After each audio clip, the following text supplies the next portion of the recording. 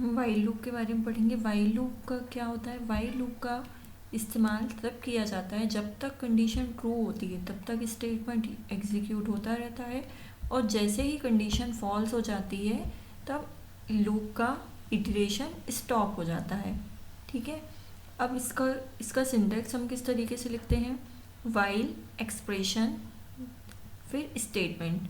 ठीक, यहाँ जो स्टेटमेंट है वो कैसा हो सकता है? सिंगल स्टेटमेंट या स्टेटमेंट ब्लॉक हो सकता है।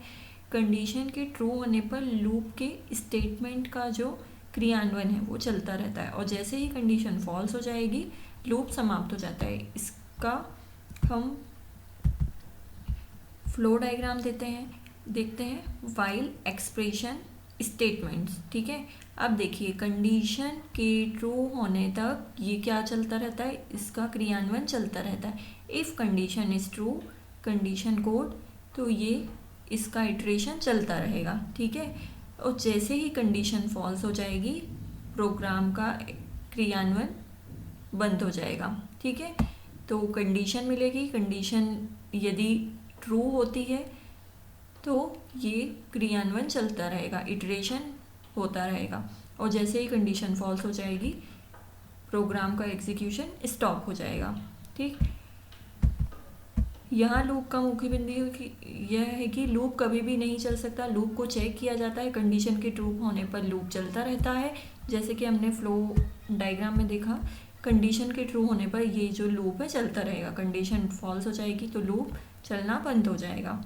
ठीक, अब इसका एक एग्जाम्पल देखते हैं। यदि हमें हेलो वर्ल्ड को 10 टाइम्स प्रिंट करवाना है तो इसके दो तरीके हो सकते हैं। पहला, या तो हम 10 बार हेलो वर्ल्ड लिखकर प्रिंट करवा सकते हैं, या फिर लूप की मदद से हम हेलो वर्ल्ड को प्रिंट करवा सकते हैं। ठीक है, जिससे प्रोग्राम काफ़ी इजी हो जाएगा। देखिए हम इसे किस तरीके से लिखते हैं। आई इज इक्वल टू आई नाम का हमने एक इंटीजर डिक्लेयर किया जिसको हमने एक वैल्यू असाइन कर दी 1। ठीक, अब जो आई की वैल्यू है लेस देन इक्वल टू 10, क्योंकि हमको 10 टाइम्स प्रिंट करवाना है। अब प्रिंट हेलो, अब आई की तो हमने वैल्यू असाइन कर दी 1, लेकिन अब वो 10 बार कैसे बढ़ेगी? तो आई की value is equal to i plus 1, एक एक करके इंक्रीमेंट हो जाएगी। सबसे पहले देखिए आई की वैल्यू क्या है 1, तो 1 लेस देन इक्वल टू 10, तो एक बार वो प्रिंट होगा। फिर आई की वैल्यू क्या होगी?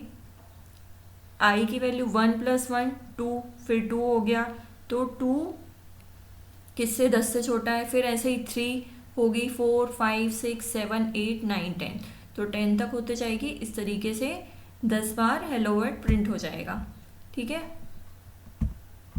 ये देखिए इसका आउटपुट। इस तरीके से हम वाइल लूप को समझते हैं। अब देखिए यदि हमको 100 टाइम्स प्रिंट कराना है तो while i less than equal to 100 लिखेंगे।